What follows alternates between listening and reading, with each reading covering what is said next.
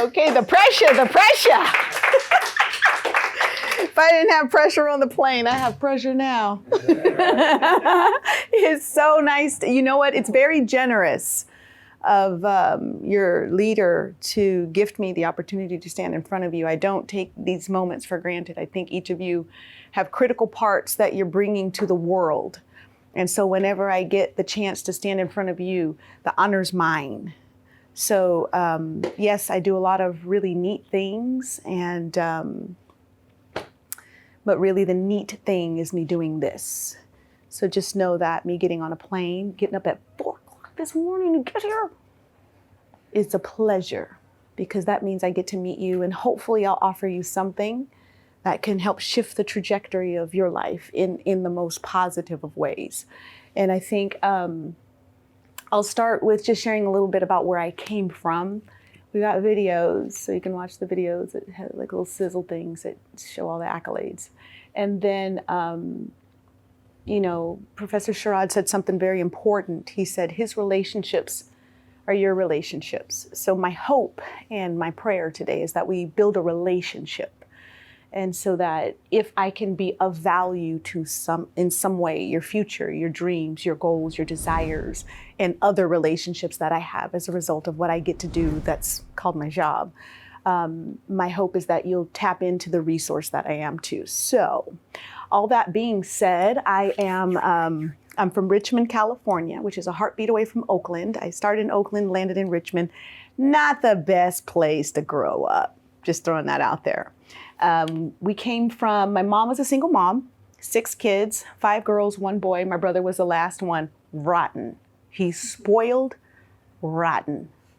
Anyhow, we grew up with very little, very, very little. So poverty is an understatement. And so we had to be very, very creative growing up in order to survive. That meant we had to find food sometimes every day. That meant sometimes we didn't have water. That meant we lived in shelters where, you know, raining and, you know, winters and stuff, we were sick a lot because those things, we weren't protected from those things. We also grew up in a community where we were losing our parents during the height of the crack epidemic. I know that's slightly beyond your generation, but it was a really bad drug that did really bad things to really bad people. Bad, bad, bad. So us kids became parents to our parents. And I'm sharing all of this for a reason, because what I've been able to accomplish defies anything statistically, and most people call it remarkable. So anyhow, we would, you know, live in daily survival. We didn't know who was going to make it to school the next day and who we were going to be burying the next week. Fast forward a bit, about 7 years old, I started getting involved in dance. My dance hero, Debbie Allen, came out with a show called Fame. Now, where I lived, no one was bringing commerce to Richmond because none of us had the money to pay for a dance class. In fact, I didn't even know people got paid to teach dance until I was an adult. I'm like, what the? People get paid for this? I didn't know. So anyhow, I watched Miss Debbie Allen every week on Fame, and I learned how to teach like she teaches and dance like she dances. And before I knew it, I was able to keep my sisters off the street because I would keep making them learn these dang dance routines. Thriller, we all know Thriller. We all in our 50s, and we get down with Thriller. Don't play. So anyhow, it was our escape. It was the one thing that we got to do that was childlike. So pushing forward, I attempted to go to college. You all are very remarkable because you're graduates, some of you, right? And you're doing extra. Yeah, that's awesome. I didn't get to do that. I didn't have the resources to do that. And every time I attempted to do it, the culture on an academic community was so different to me that I couldn't even figure out the language that helped me stay in an atmosphere called academia. So it didn't work for me. So I started to practice entrepreneurship. Now, I had my first job when I was 11, and I've always worked. I've always worked. I work a lot. And from 11 all the way through today, I've always had a job. And so I knew how to, I knew entrepreneurship, but growing up, I didn't know entrepreneurship was a thing. We just hustled. We had to hustle to make it. We had to hustle to eat.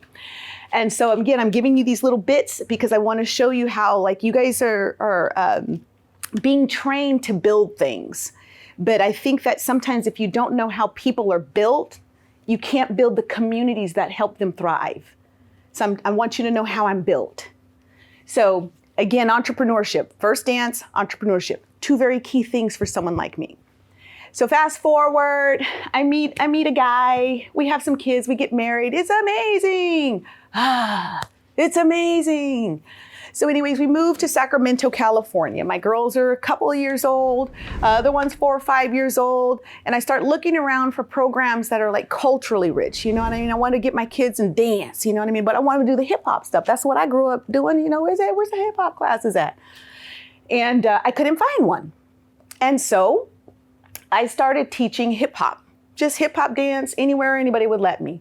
Church or a park or community centers, anywhere that someone would let me safely gather.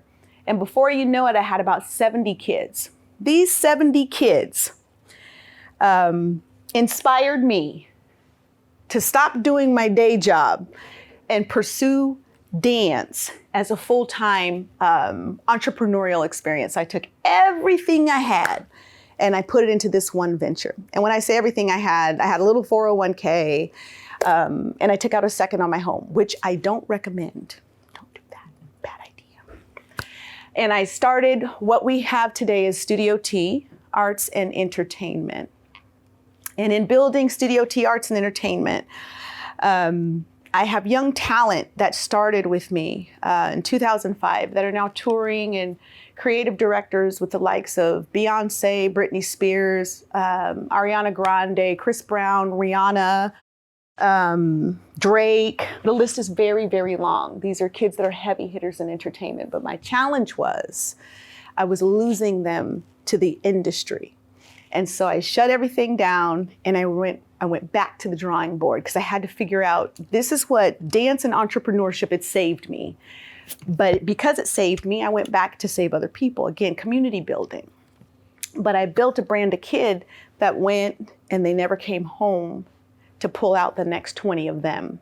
And so I restructured things a bit. And so I went back into teaching dance classes, but I went into communities where we were losing kids, like the ones I grew up in. So we're losing kids like third-party homicide. We're losing kids to teen pregnancy. And then a really dark thing started to surface in 2012, 2013 that I'd never seen before in specific communities.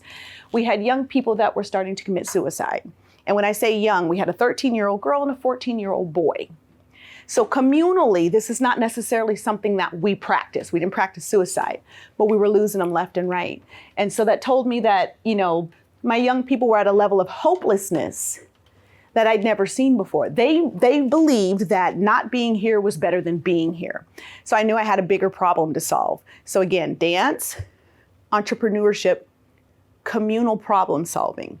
The reason I'm pulling these little points out to you is because I want you to understand how vitally important it is what you're about to do with your career, your life, and your expertise and your experience and your education.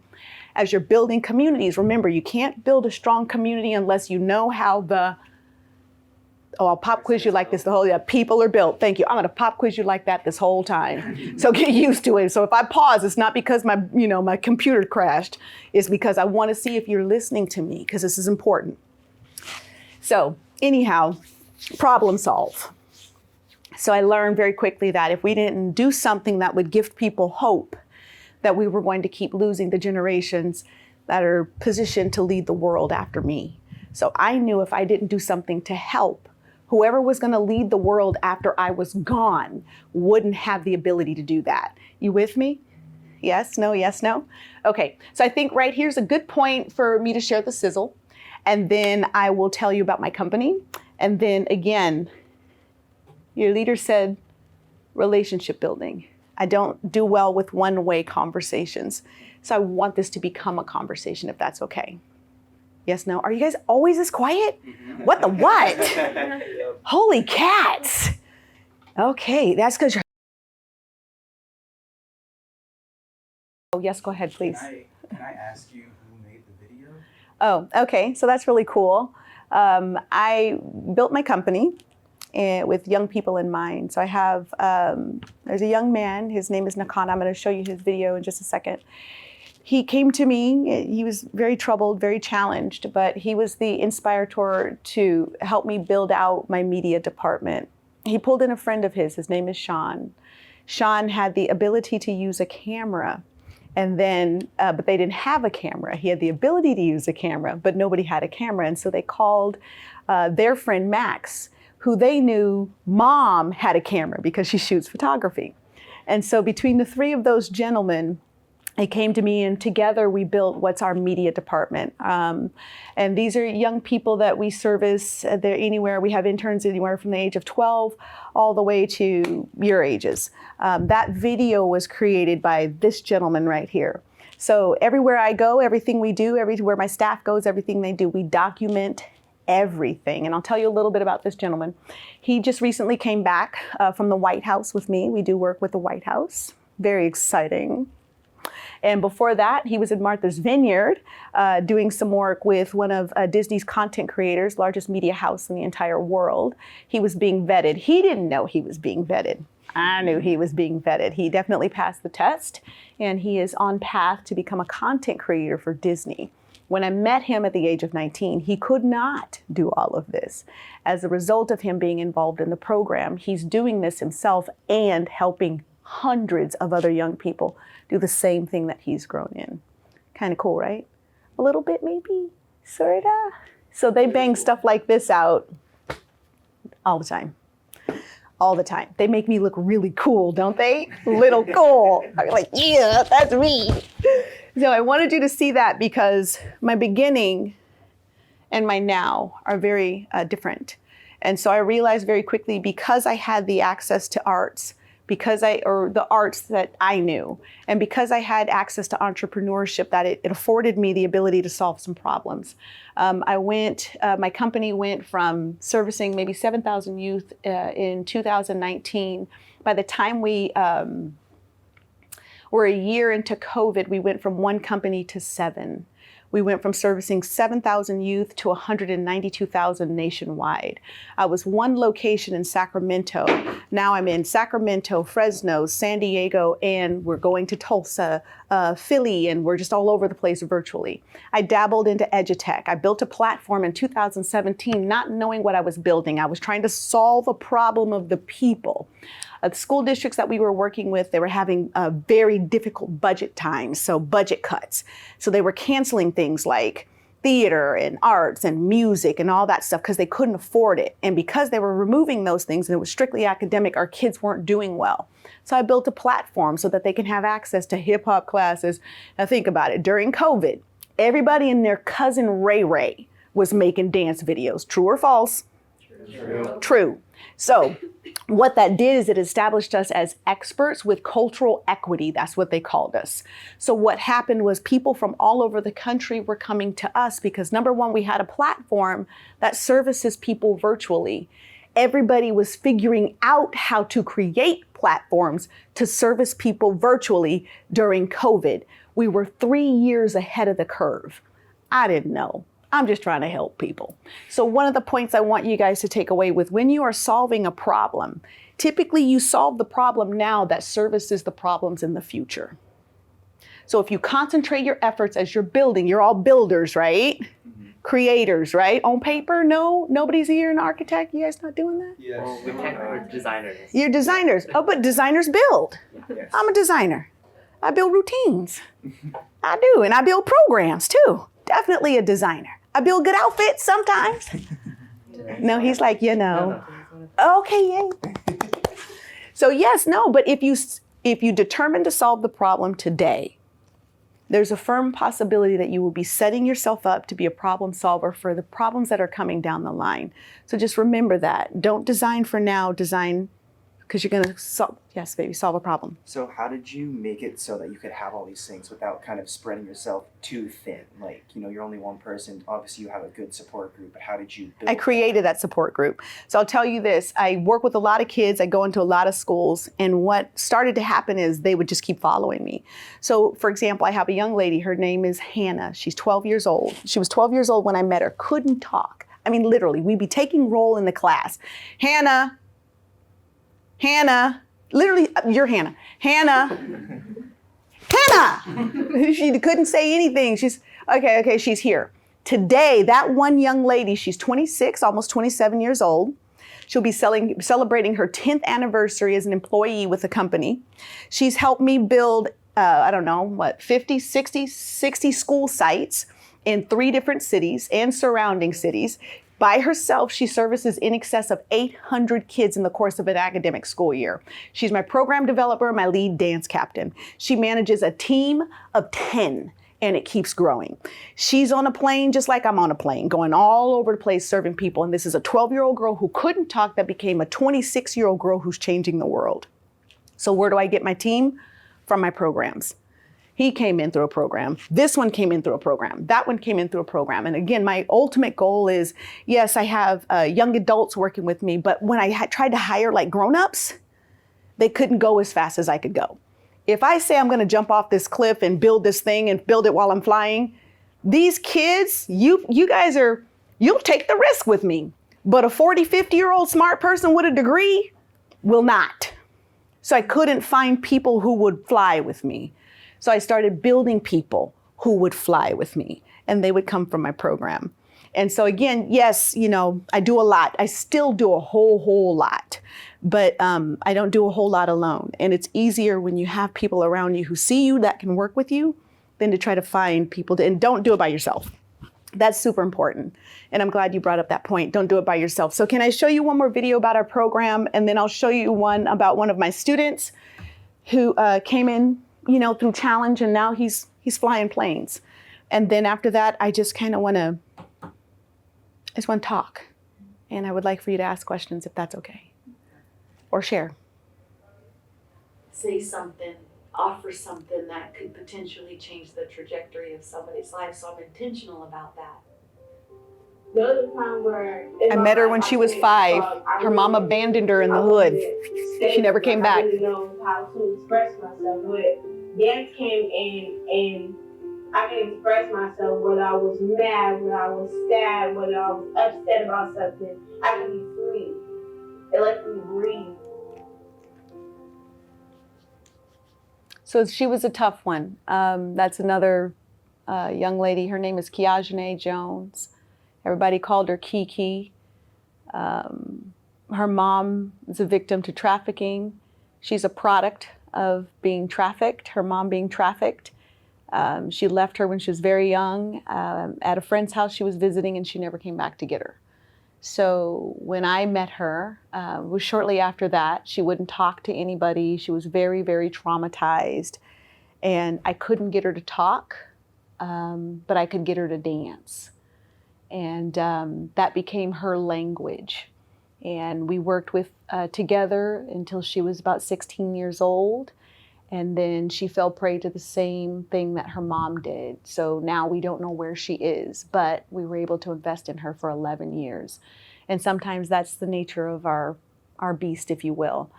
We try to get them and keep them in the net as long as we can, but every now and again, one slips. And so anyhow, it's always a thing for me to share that, just because I want people to understand that sometimes you can invest in building something and give it everything you got. But what people do with the gift of your design is not necessarily always up to you. They might rip your shirt that you just designed and wear it backwards and tuck it in, and that's not how it's supposed to be worn. But you don't always get to control the outcome of your gift in an individual's life. Our job is to just continue to keep building and keep problem solving. And hopefully we don't lose too many in the process. And then I just want to play Nakana, and then I just would like to chat if that's okay. So I like to share that one largely because, he's also a little bit of a least likely. He is a pilot now. Didn't see how he was going to get there before we met. Now he's a pilot, and he's actually an instructor. He's teaching others to fly. And I think it's pretty remarkable when someone goes from I'm ready to die to now I can fly. It's pretty cool. And I will also offer Sean, the young man in the video who also helped start the program. We lost him to suicide just a handful of weeks ago. So one of the reasons that makes moments like this a priority for me is, I said it before and I'll say it again, you're vital. You're vital. And so the more people like me, people like your teacher, I don't know what they call you, Kevin. I call him Super Flex. He be doing like, I did this. I'm like, you did what? Like, dude, you're so awesome. He's like, yeah, you know. I'm like, no. I literally haven't told you anything that I've been doing. What? So. Okay, this guy has a cape. I know it. He's freaking superhuman. Anyways, he's pretty remarkable. You guys know he's on a Forbes list, right? Okay, so we're on the same list. And that's how we met. We met through Forbes. So we both, okay, I got to tell you, and then we can talk. So we both, Forbes calls us, he gets a handful of us. What is it, 20, 30 of us, okay, but they pull us into Tulsa, Oklahoma. Number one, Black people don't go to Tulsa. We just don't. I'm like, so number one, I was like, wait a second. Why are we going to Tulsa? You got to give me, I need some more detail. I need some context here. So anyways, we're going to Tulsa, Oklahoma. Apparently they're looking to do some economic work. They had some issues by way of Black Wall Street. Their economy's not doing real good. So they pull a bunch of Forbes listers in. They say, okay, help us problem solve. We say, great. So on the list, we're on one list, but then there was some other young ones on a young person list, right? They're in Tulsa turning all the way up. We're trying to remind them, look, number one, we in Tulsa. You sure you want to do that? Number two, I'm not with them. So at this big gathering where everybody's partying, he's in this corner, quiet like this. I'm in this corner, quiet like this. We're the only two sober people there. So I said, well, he looks coherent. So I go over to him, I was like, hi, I'm T. And we chat. We chat for 15 minutes. And I have done what I have done by way of work and try to share the vision and try to tell people what I do and get them to understand the gravity of what I do. He got it in 15 minutes. So of course he had me at hello. And then he starts telling me the different things he does. He says, one buzz thing. Yeah, I just finished, doing Miss Debbie Allen's face. I'm like, you did what? That's my dad's hero. So once I found out he just built her, so he says to me, hey, if you ever get a building, let me know. I do some stuff. So 3 weeks later, just telling you one thing, let another miracle. I'm in the process right now of buying a 36,000 square foot facility that will become our headquarters. Give him a call. Yo, Kev, what's up? Remember that thing you said about that thing about the building when we was doing that one thing on the bus 15 minutes with that thing? He said, yeah. I said, you are not gonna believe this. He says, you got a building. I got a building. So anyway, he's been working with me by way of development. But my point in sharing that is, once you get connected to someone who can see you, number one, it changes how you see you. When you know you're visible, it can help you see yourself differently. Number two, it helps you see the vision bigger, wider, because now you have other people who can see you. And most often I don't work with people who say, wow, T, you're so great, or hey, I can give you money for X, Y, Z. If you can't see me, you can't see the vision, you don't got the heart, you don't got my heart, I don't work well with you. So anyhow, fast forward, handful of weeks ago, we lose a young man. One of my major issues is that you guys are critical to whatever this world is about to become. I have never seen times like the times that we have lived in the past 5 years. So if we as leaders don't continue to set a stellar example of problem solving, creativity, ingenuity, and hustle and grind and grit, I'm just telling you, we're gonna be in trouble. So when he says, T, can you come and just chat with my people, these good kids, they're amazing, they're brilliant. I'm like, yeah, it's USC, they better be expensive there. Somebody's paying for education. So I say absolutely hands down. And again, it's because of the Seans that are falling through the cracks. It's because of the Maxes that are kicking down doors and setting new standards. It's because of the Kikis that are not quite sure how to detach from what has become family tradition, which is not good. So we show up in spaces like this. And even if I could get some of this to spill over onto you.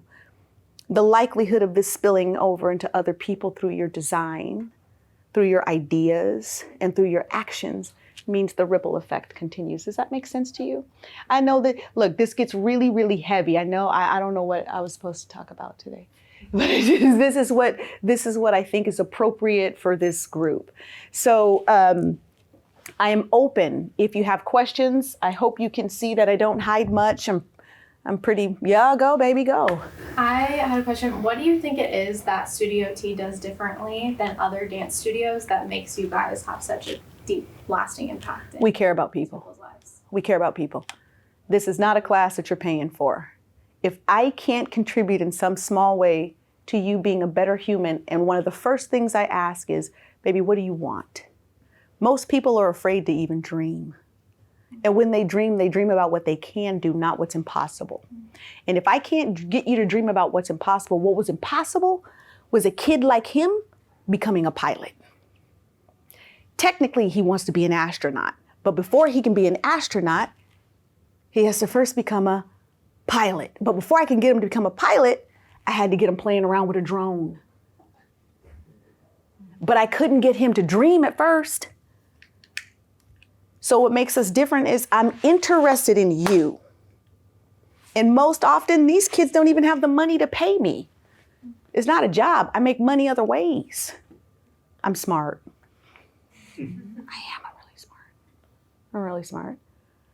But I invest in the people. Most people go into business to make money. They don't go into business to serve people. And if you keep your focus service, you are a public servant. If you keep your focus as public service, I promise you'll make a lot of money automatically, and you'll help a lot of people. And in helping people, I'm a very firm believer in you get what you give, you reap what you sow, what goes around comes around. You help enough people get their dreams. You know what's an automatic for you? Your dreams. Your dreams. Yeah. She's like, good God, that's one of those things, isn't it? It's one of those things, isn't it? Yes, pop quiz. You get your dreams. So I focus less on me and I focus more on you. If I told you what it took, I had a thing last night. I'm constantly doing things. I had a thing last night. I'll have a thing as soon as I get back on the plane and I land where I'm going. This cost me something. I had to get up very early. I think I got 4 hours. How many hours did you get, babe? He got 4 hours of sleep so that we can be here this morning or this afternoon. Where am I? I'm at USC. It's 2 something. But no, we paid a price to be here. But I keep I give, not so I could get something back. I'll automatically get what I need. I'm not tired. I'm not fatigued. I'm sharp in my thinking and my being with only 4 hours. But I came here to give to you. And if we can construct some kind of a relationship that works for you, I don't know, maybe you want to be a pilot. I'll hook you up with an accountant. I don't know, you want to do a drone? I don't know, like what's your thing? But if I know what your thing is, then I can start connecting dots. I'm not here for me, I'm here for you. And what you don't know is I sat right there and studied each of you as you walked in the door. Who came in late with a drink? You. That's okay. No, it's okay. But I just want you to know I studied you. The ones who had to be forced to sit in the first row, the ones who looked in where's the furthest back I can go? Great hair. You had me at hello. Just, yeah, your hair, man. You think I'm not, no, people pay a lot of money for that hair. You came in and you were happy, you were smiling, and your hair was everywhere. It was amazing. It was super amazing, but I studied you because I want to serve you. And most people don't show up in the world that way. We live in a very selfish society. And that's why we're experiencing the problems we're experiencing. Most people live for themselves, and they've forgotten you get what you give. You reap what you sow. What goes around, don't you kid me, it always comes back around. I came here to give. So whatever I need will come to me. But I came here to give. So to answer your question, why do people stay? Because we serve them. And until we can get them strong enough to be able to stand in the world on their own, they stay in the incubator. But once they can fly, bye-bye, baby. go change the world. That's why. Yes. So kind of thinking about like, how do you normally approach, students or educators or communities like who are maybe skeptical about your kind of approach to arts education or just education in general? Talk less, do more. I don't want to talk about it, but I'll show you. And most often, I've been doing this for 23 years as a structured company. I've been doing it 37 years in practice. Nobody knew who I was, and nobody knew what I was doing until I started producing stars. I didn't even know that that's what I was doing. So I do. And the only time I show up and talk is if somebody I trust asks me to. Do, and you'll never have to say anything. Everybody will say it for you. Something you said that I love was you said I'm weird. Yeah, it's true. And I love that. I did a couple things under what is normal. Sure. How do you contextualize that? I do have typically some cynicism towards how do I phrase this? Just shoot straight with me, baby. Towards people who are so overt and happy and like just like Sure. But I truly see in you that this is real. Like even when you were just watching the videos, you've probably seen that 100 times. But the smile on your face. Yeah, I when love you're this watching stuff. that, Yeah, I love these kids, man. It's remarkable. Yeah. Honestly. So I guess the long-winded question comes down to how do you, especially from a younger age, growing up the way that you did, how did you find happiness and, not end up committing suicide Sure. or going towards Sure. one of those other routes? And still today, how do you wake up every day and be this excited and happy and filled with life, love, and energy? Because I get to meet you. That is a truth. Every day, there's another you. And if I could just get a moment in front of you and just offer what it cost me to become, hopefully it'll make life easier for you. And that gives me joy. Happiness and joy are two different things. One's fleeting, that's happiness. Joy comes from your soul. And it's as a result of how you show up as a human in the lives of other humans. This builds joy in me. I could go home and live in a box now because I got to cross paths with you. That to me is more than anything that would make me happy. I don't need cookies. I don't need sleep because now I know on this planet you exist with your great hair. And hopefully I get to say something that makes you feel joy. Does that help you? Yeah, I mean, you have said things that make me feel joy, so I really do appreciate that. I'm not even gonna lie. When this, before he even sent the websites and everything, he was like, "Yeah, just gonna come here," and I'm like, "Wow, that's odd." Typically people would just come in on Zoom, but I need to be truly, with you. Like, I'm not like, really, I do feel how impactful, and you just being here, I really do appreciate that. Yeah. I You're don't worth take that it. lightly. You're worth it. I think. You're worth it. I hope so. You're worth it. No. You know what I know about you, baby? I don't even got to know your name to know this is a truth. You're going to do something spectacular that's going to completely change the whole trajectory of this world. I know that. As we You're say, a hard Baruch worker. Hashem. You're a hard worker. You have a good heart and you're kind and you're willing to do what's difficult. Most people, when you graduate, peace out. You guys are doing extra. That tells me who you are and how you are. I got to meet a world changer today. That's you.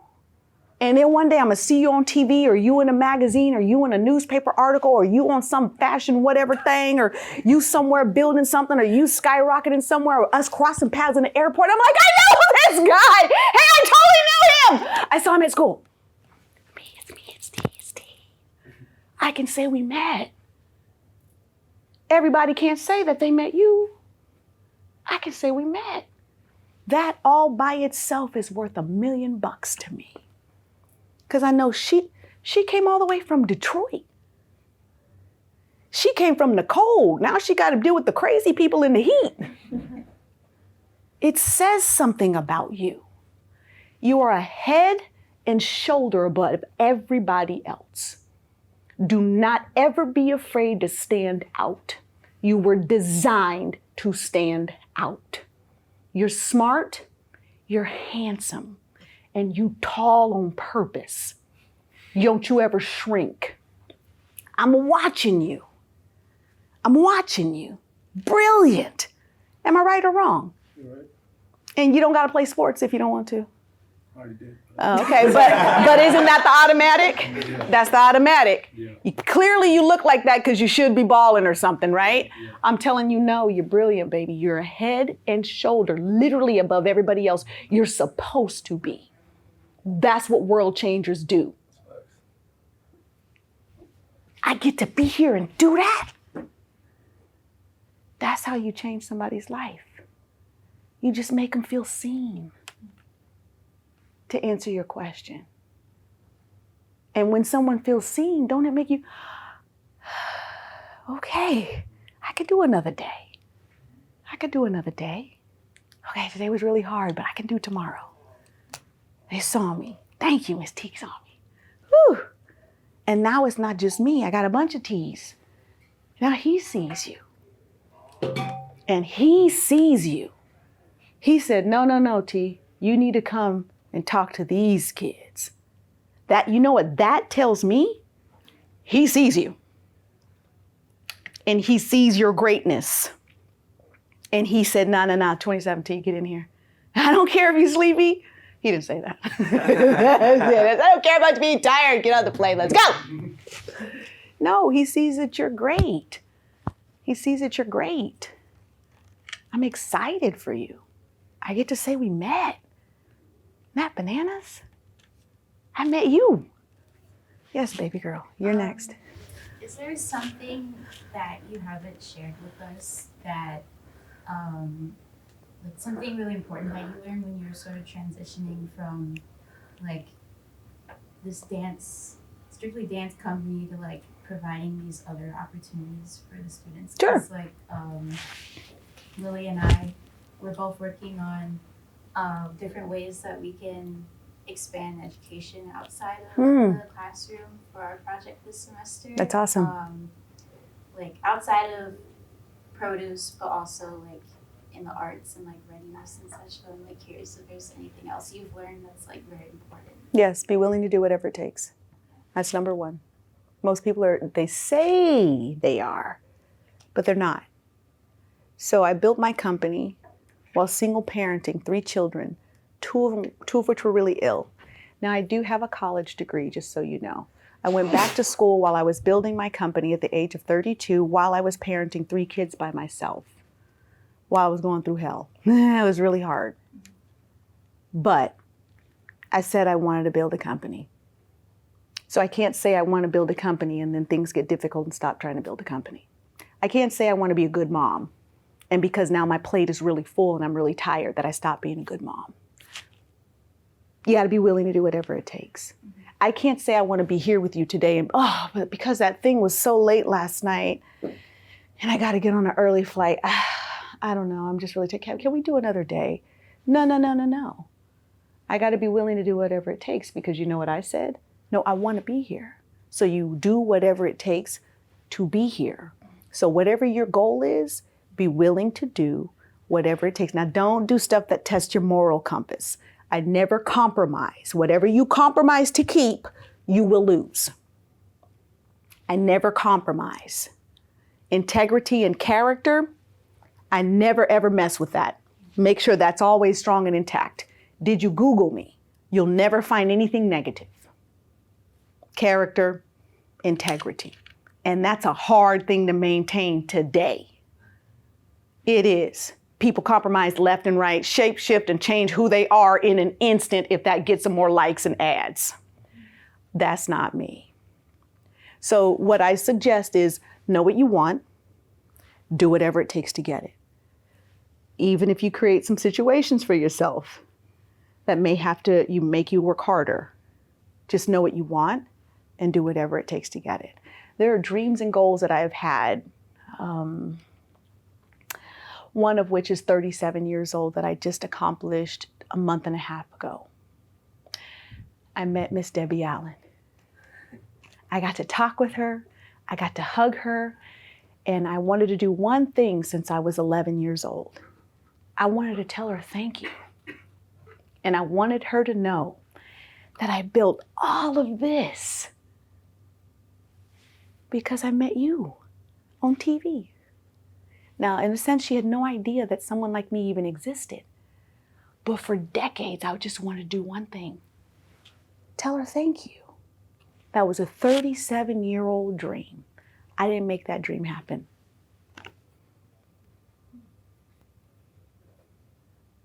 He did. Now, I didn't cry. Okay, I tried so hard. It was really difficult, and I felt him coming, but I didn't cry in front of her.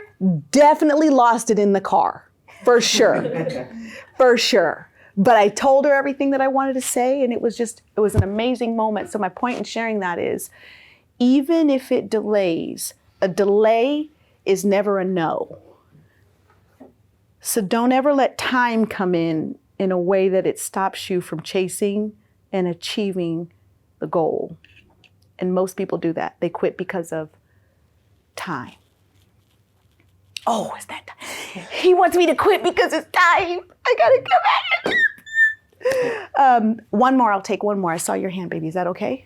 Yeah, I guess it kind of just answered it, but I was gonna ask how you don't let these opinions get in the way, because a lot of people do change what they want to do. They change their goals and dreams because of time, because they feel pressure. Sure. So how do you not do that? Know who you are.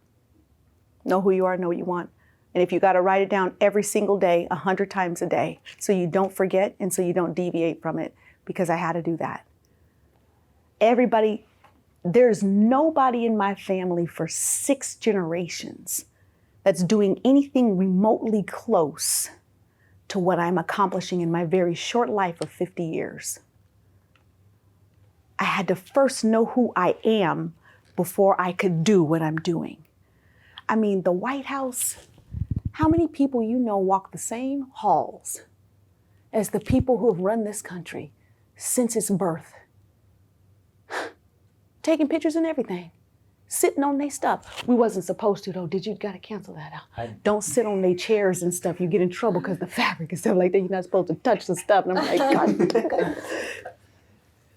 You just a little bit. Okay, I didn't sit per se, sit. Yeah. Breathe. Okay. I don't even know anybody in my sphere that's done that. Know who you are. Because if you stand for something, you won't fall for anything. Remember that. And if you got to write it down, I am smart. I'm magnificent. You know how many times I had to write I'm a millionaire before I became a millionaire? I built something from absolutely nothing. You know, some people get into a job and they make a lot of money and they succeed something somebody else that built or their parents built. I built something from nothing. I built a multi-million-dollar national organization servicing 192,000 youth with my life. From nothing. It's kind of cool. Amazing. I think so. But I had to know who I was first. In the beginning, I was a dance teacher. And then I became an educator. And then I became a business owner. And then I became an artist. And then I became a leader. And then I became a producer, a director, a writer. And then I became an entrepreneur. And then I became a mom to kids that were not even my own. And so I kept evolving. Sometimes people are afraid to evolve. Don't do that. Some people fight to stay the same. Have you ever seen the guy that's walking around in bell bottoms and a jerry curl? Like, dude, it's 2023. No one does that anymore. Does anybody know you know what a jerry curl is? I said jerry curl and everybody's like, yo. It's a African American. We used to do some crazy stuff to our hair. Or just, somebody dressing like they're from the 70s still. Like, hey, okay, stop that. Stop that. You know, we're done with that decade. Like, okay, you can enhance it a little bit, but are we still there? We're not still there, are we? Stop it. Be okay with evolving, but you can't evolve if you don't even know who you are. Does that make sense? And again, it's okay to stand alone. Most people are afraid to stand alone. So when I say I'm weird, I spent a lot of time alone. In building all of this, I couldn't get anybody to understand me. I couldn't. I'm telling them, no, it's really cool, it's working. Here, I'll show you, it's really working. I couldn't get anybody to support me, nobody to fund me, because they couldn't understand me. That's too weird. But I knew. So I kept at what I am, what I can do, who I am. You don't like it? Don't like it. You don't follow. That's okay, I'll buy your house. Sorry, that was mean. That was mean. What? No, serious business. Know who you are. Then no one can tell you what you're not. Does that help you? Great answer. Yeah. You're so quiet. Are you always this quiet? Yeah.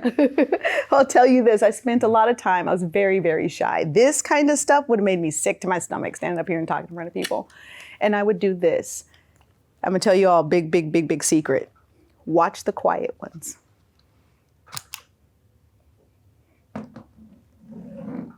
Watch the quiet ones.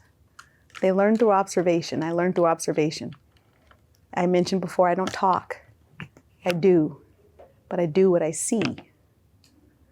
So what has been built is I watched what didn't work by watching something not work, so I could build what does work. And most often people talk, but the ones who just study and observe, they become the best doers. Good grades? Just say yes. He's like, you know, I'll be out here, you know. Just say yes, I already know. Good grades? Come on, say yes. You guys are so, come on. Depends on professors. Oh, it's a professor's fault. Grades are constant. Oh, is it? Okay. That's what somebody with great hair would say, huh? Grades are a construct. No, not true. I know you guys have to be. You have to be stellar if you're doing this. I know that much. So I'm saying all that to say sometimes it's best to be quiet and just watch. You don't got to flow with the current. Just stop and just watch the current. And I think you'll find that that's not a direction you want to go, or that's the direction you want to go. Again, a lot of people are moved by time. Don't be moved by time. Time is irrelevant. I'm 50 years old and I'm just getting started. There's no such thing as time. Except it's time. Except it's time right now. Right now is time. So serious business. No, I have to get a. She's got to get. I have to catch another flight. So. So, but, you know, you have my contact information. You have my name. I am not a in and out kind of gal. I would like to have landed differently, but should you ever find yourself with a question or a need or a desire or a goal, I am obtainable. Know that. He said in the beginning, I repeated a couple of times, this relationship. My hope and my prayer is that this is not the last time I see your face. And somehow, some way, our paths will cross again. And somehow, some way, I can be a part, or we can be a part of being change agents for you. So that when we look back on our time, and when our time expires, we can say, we did that. Now watch them go. Because there's always a passing of the baton. And I'm looking at you. You guys are great. You just are. You're so nice. You're listening to me. No one's throwing anything at me. Thank you. Grades are tied to it. Thank you. Huh? Grades are tied to it. Oh, is that it? Come on. Oh, is that why you're so nice? Aw, that's a threat. Next time I'm bringing coffee or candy or something. Okay. It's not in the syllabus, unfortunately. You can email me about this guy. She's like, no, I'm still looking at him. He's looking at Ray, looking right at me. No, T, no. Thank you. Thank you very much for letting me occupy your time.